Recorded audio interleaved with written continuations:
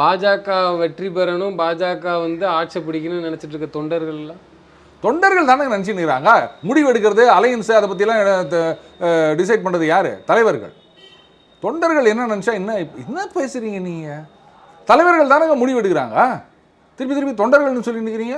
தலைவர்களுக்கு தெரியாததா தொண்டர்களுக்கு தெரிய போகுது, இல்லை ஆதரவாளர்களுக்கு தெரிய போகுது? எல்லா ஆதரவாளர்களும் தலைவர் சொல்றதை கேட்டு நிற்கணும். இன்னைக்கு அப்படி தான் நிறைய பேர் சொல்லி நிற்கிறாங்க. அமித்ஷா சொல்லுவதை. ஆமாம், அவருக்கு தெரியாத அரசியலா?